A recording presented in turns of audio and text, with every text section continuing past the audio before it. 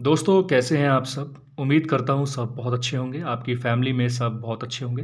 तो आज हम बात करेंगे नागराज की पहली कॉमिक नागराज की। नागराज एक ऐसा सुपर हीरो जिसने राज कॉमिक्स को एक बुलंदियों पर पहुँचा दिया, एक ऊँचाई पर पहुँचा दिया। और आपको हम सभी को मिला एक नायाब तोहफ़ा नागराज के रूप में। राज कॉमिक्स को ही नहीं बल्कि पूरी कॉमिक्स इंडस्ट्री के दीवाने हो गए सब। कॉमिक्स इंडस्ट्री के तरफ रुझान सभी का हो गया। पूरा बचपन हम लोगों ने नागराज में जिया है और आज भी हम नागराज में अपना बचपन जीते हैं और आज भी हमारा सुपर हीरो नागराज है। तो चलिए नागराज की पहली कॉमिक नागराज की चर्चा हम लोग करते हैं। तो ये सफ़र शुरू होता है संसार में फैले उग्रवादी संगठनों के नेताओं को प्रोफेसर नागमणि ने गोपनीय निमंत्रण भेजा।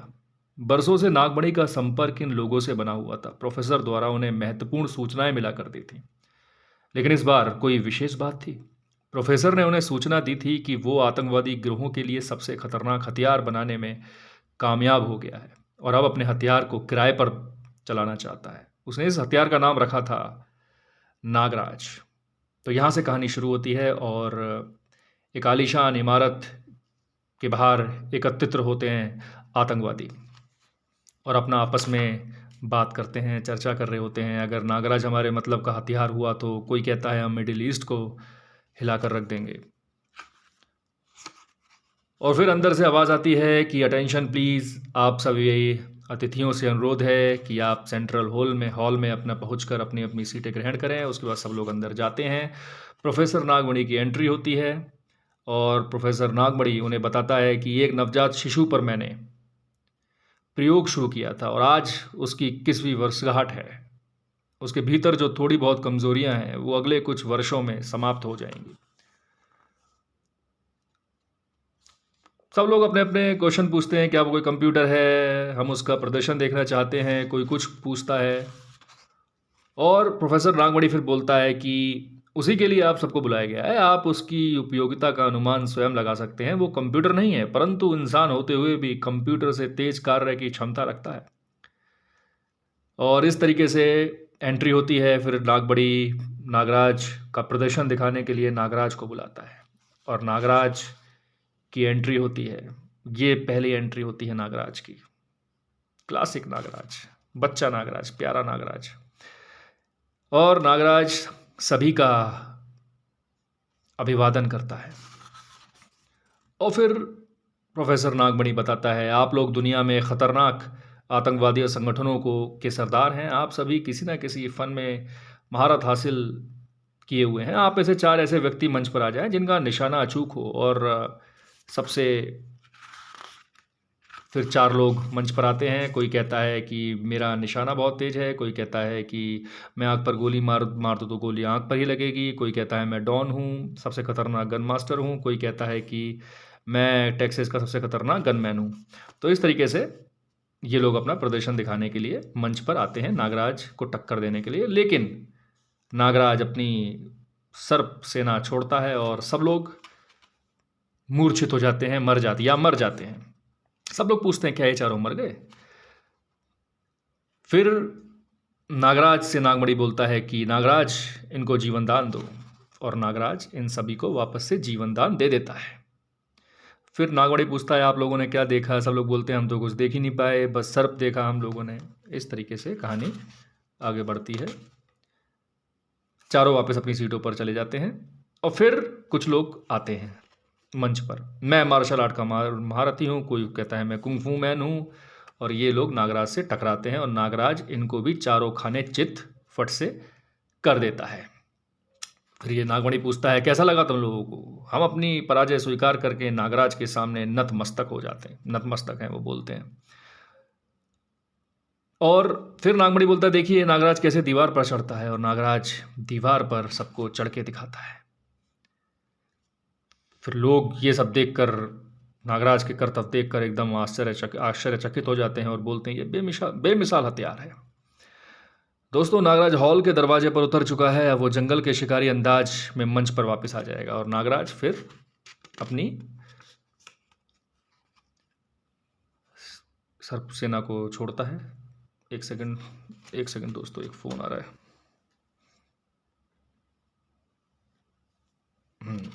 तो नागराज अपनी सांपों की सेना को छोड़ता है और लटकता हुआ वापस आ जाता है। सब लोग बहुत चक्के हो जाते हैं ये देख के। और फिर नागमणि बताता है, इसके अलावा भी नागराज में बहुत सी विशेषताएं हैं जो समय आने पर आपको मालूम हो जाएंगी। गोलियों से छलनी होने पर नागराज खुद ही उन्हें निकाल कर अपने मार्ग पर चलता बनेगा और इसके शरीर से एक भी बूंद की खून नहीं टपकेगी।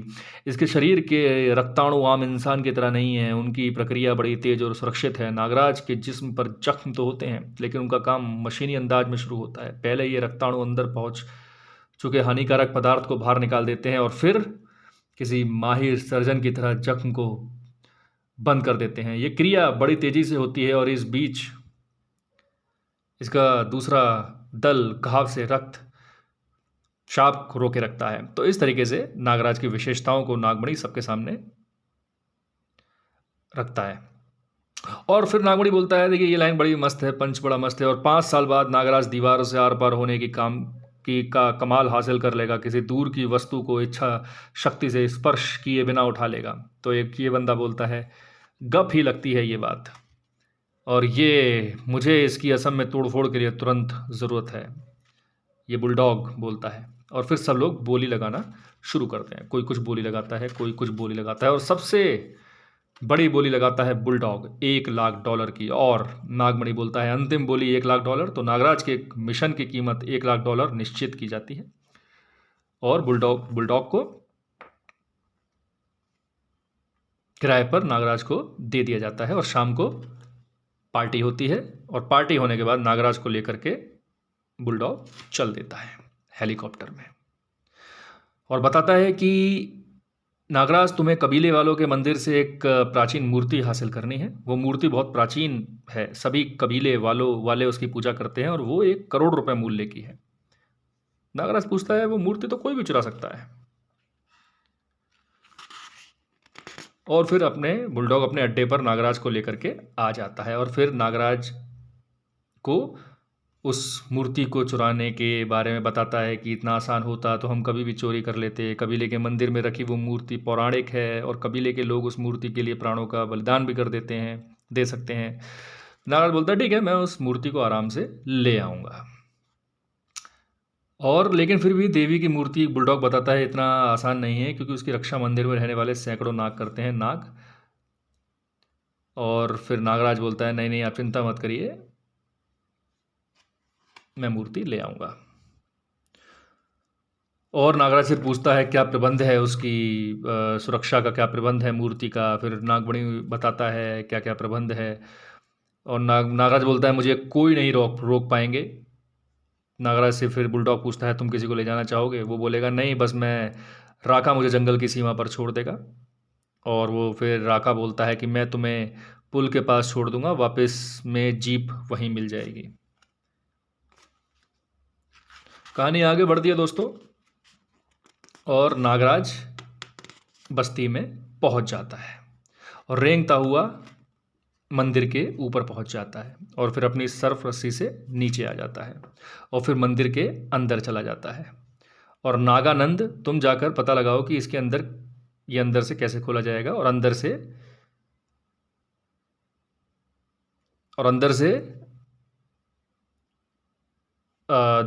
दरवाजे को खोल देता है नागानंद। और फिर मूर्ति नागराज के सामने दिखती है, बड़ा अलौकिक प्रकाश है यहाँ, और तभी नागराज को बहुत सारे सांप पकड़ लेते हैं, और नागराज को अपने जहर से काटते हैं, लेकिन सब ख़त्म हो जाते हैं, क्योंकि नागराज के अंदर सैकड़ों सांप का जहर है। और फिर नागराज उस मूर्ति को ले जाने के लिए कोशिश करता है, लेकिन तभी वहाँ एक बड़ा नाग सामने आता है। फिर नागराज बोलता है, ये मुकाबला बड़ा ज़ोरदार रहेगा, और नागराज और उसके बीच फाइट होती है, और नागराज को ख़त्म कर देता है, और मूर्ति को लेकर के नागराज चलने लगता है, और अपनी सर्प रस्सी से मंदिर के ऊपर चढ़ जाता है, लेकिन उसे एक पहरेदार देख लेता है और वो शोर मचा देता है। और तभी बस्ती वाले सारे बोरा चोर पकड़ो उसे, कबीले के अंदर चारों तरफ से घेर डालो, और फिर तीर भालों की बौछार नागराज पर की जाती है। और नागराज सब पे अपनी सांप सरपृष्टि को छोड़ता है। चारों तरफ से नागराज को घेर लिया जाता है, लेकिन नागराज तो नागराज है, सबको चारों खाने चित कर देता है और लेकर के उस मूर्ति को चल देता है। ये देखिए, सरपृष्टि से अपना लेके चल दिया और नीचे फिर पत्थरों से बौछार कर देता है, जिससे कि कोई ऊपर चढ़ ना पाए। और नागराज को वहाँ जीप मिल जाती है और जीप लेकर के नागराज आगे बढ़ जाता है। लेकिन आगे एक पेड़ डला होता है, उस पेड़ को हटाने के लिए नागराज आता है, लेकिन तभी नागराज के सामने साधु बाबा आते हैं। ये तो कोई, वो बोलता है तो कोई सन्यासी लगता है, ये गोरखनाथ बाबा हैं, ये तो कोई सन्यासी लगता है, ये पेड़ किसने गिराया? वो बोलते हैं मैंने गिराया और इसे मैं ही हटा सकता हूँ, मुझे वो मूर्ति चाहिए। नागराज अपना एटीट्यूड दिखाता है, मेरा रास्ता रोकने का अर्थ जानते हो? गोरखनाथ बाबा बोलते हैं तुम जैसे इंसान का कोई रास्ता नहीं हुआ करता, अब तुम भटके हुए इंसान हो। और फिर नागराज सोचता है कहीं ये बाबा गोरखनाथ तो नहीं, और मन की बात सुन लेते हैं कि हाँ मैं ही गोरखनाथ हूँ। तुम जैसे साधु संतों की हत्या नहीं करता, इसलिए बेहतर है कि इस पेड़ को हटा दो और मुझे जाने दो। बाबा गोरखनाथ बोलते हैं लो मैं तुम्हारी ये इच्छा भी पूरी किए देता हूँ, पेड़ हट गया, अब मूर्ति मेरे हवाले कर दो। लेकिन नागराज मूर्ति हवाले नहीं करता। और तभी नागराज के गले में एक फंदा आता है और नागराज अपनी सरपृष्टि छोड़ता है, सांपों को छोड़ता है, लेकिन सारे नाग वापस, सारे सांप वापस लौट आते हैं। शिकांगी वो रस्सी तोड़कर फरार होना चाहता है और उस पर शिकांगी हमला करता है और एक घेरा बना देता है। ये देखिए, घेरा बना दिया। और नागराज पर गोरखनाथ बाबा एक सर पर प्रहार करते हैं और नागराज बेहोश हो जाता है और उसको लेकर के गोरखनाथ बाबा चल देते हैं और सोचते हैं कि अगर ये इंसान अपनी शक्ति का प्रयोग मानवता की रक्षा के लिए करे तो लोग इसकी पूजा करेंगे। और नागराज, महात्मा गोरखनाथ ने वशीकरण विद्या द्वारा नागराज के दिमागी हालत जानना शुरू किया। नागराज, तुम नागमणि जैसे शैतान के गुलाम हो, उसने तुम्हें बनाया है, इसका मतलब तुम्हारी अपनी कोई स्वतंत्र हस्ती नहीं।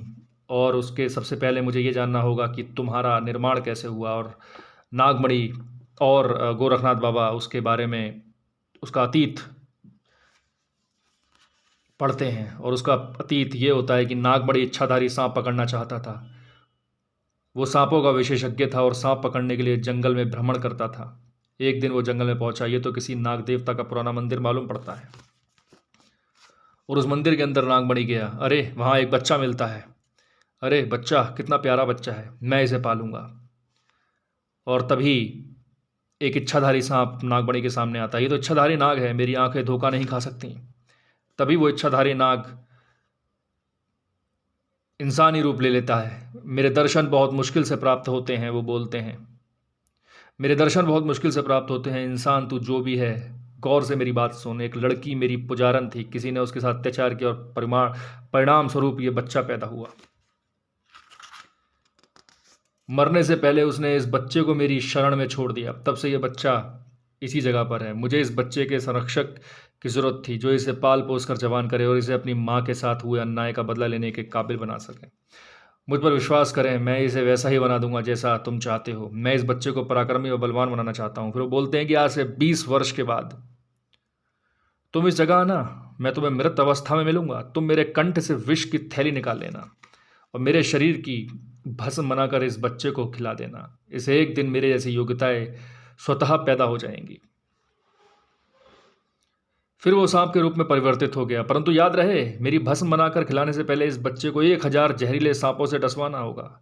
हल्के जहर से तुम इस पर प्रयोग करोगे। और नागमणि वैसा ही करता है और सबसे अंत में तुम मेरे कंठ से निकली जहर की थैली से इसके शरीर की मालिश करोगे, थोड़ा सा जहर इसके जिह्वा से स्पर्श कराओगे और तब ये नागराज बन जाएगा। सांपों की कोई भी नस्ल इसे पराजित ना कर सकेगी। ठीक है, मैं ऐसा ही करूंगा। और नागमणि वैसा ही करता है जैसा साधु महाराज ने कहा होता है। और नागराज धीरे धीरे बड़ा होने लगता है। और धीरे-धीरे नागराज की त्वचा, जिस्म बदलने लगता है। कुछ दिन बाद ये खौफनाक नाग की तरह नज़र आ रहा है जिसका चेहरा इंसानों जैसा है। मैं सफल हो गया, अब मेरा अंतिम प्रयोग बाकी है।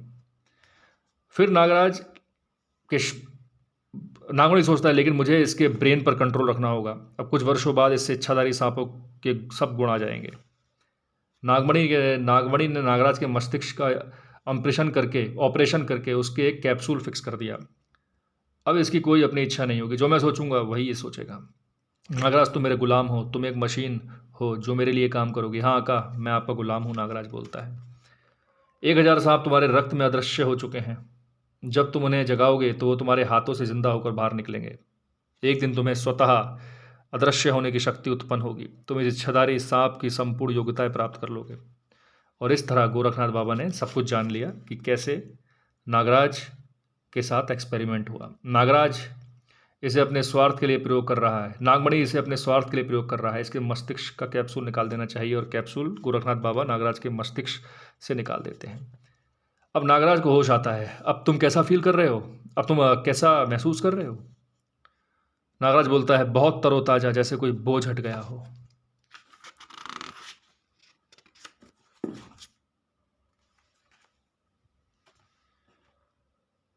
क्या तुम आतंकवादी गिरोह के लिए अब भी काम करोगे? क्या तुम अब भी नागमणि के गुलाम हो? मैं किसी का गुलाम नहीं हूं। वो सारे दृश्य मुझे याद आ रहे हैं। मुझसे कितने भयंकर अपराध करवाए जाने वाले थे। लेकिन असली जंग अब शुरू होगी। मैं दुनिया से आतंकवादी गिरोह का सफाया कर दूंगा। मैं इन गिरोह के सरदारों को पहचानता हूं। ये लोग अब अधिक दिनों तक धरती पर नहीं रह सकेंगे। नागमणि गोरखनाथ बाबा सोचते हैं, इसे सजा मिल गई है, सही रास्ते पर आ गया है। आपके चमत्कारी शिकांगी नेवले ने मुझे घेर लिया था। अगर यह देवता तुल्य नेवला आपके पास ना होता तो मैं आपके काबू में नहीं आता। काला नेवला शिकांगी नस्ल का होता है, जिसके दर्शन भी दुर्लभ होते हैं। ये नेवला वशीकरण शक्ति का स्वामी माना जाता है। ये अपने आप में बहुत बड़ी जादुई शक्ति रखता है। जंगली लोग इसकी पूजा करते हैं और जादूगर अपनी कला के लिए साधना करते हैं। ये नेवला गोरखनाथ ने बड़ी साधना से प्राप्त किया था, और जब से शिकांगी उनके पास था वो रहस्यमय शक्तियों का स्वामी बन गया था। मुझे शिकांगी ने ही इस बात की सूचना दी थी कि तुम मूर्ति चुरा कर भाग रहे हो, और किस रास्ते से भाग रहे हो। शिकांगी की कृपा से तुम आज़ाद हो गए हो। नागराज बोलता है, मैं आपको कभी नहीं भूलूंगा, आप सचमुच देवता हैं। न जाने मुझसे कितने अपराध होते और न जाने कब तक मैं नागमणि का गुलाम रहता। और जब भी तुम्हें मेरी आवश्यकता होगी, मुझे याद कर लेना। तुम मुझे मस्तिष्क में खड़ा पाओगे। मेरा आशीर्वाद हमेशा तुम्हारे साथ है। और इस तरीके से नागराज का नया जन्म हो चुका था। उसे बाबा गोरखनाथ का आशीर्वाद प्राप्त था और आतंकवादी गिरोह के विरुद्ध उठ खड़ा हुआ था। अब देखना यह है कि उसका निशाना सबसे पहले कौन बनता है। उधर गोरखनाथ ने मूर्ति को यथास्थान उसी मंदिर में स्थापित कर दिया। मूर्ति तत्काल लौट आने से सांप्रदायिक हिंसा रुक गई और कबीलों में गोरखनाथ की जय जयकार होने लगी। नागराज अपने सफ़र पर निकल पड़ा। समाप्त। तो ये थी नागराज की पहली कॉमिक, नागराज की चर्चा। एक बार जल्दी से सारे पृष्ठ आपको दिखा देता हूँ।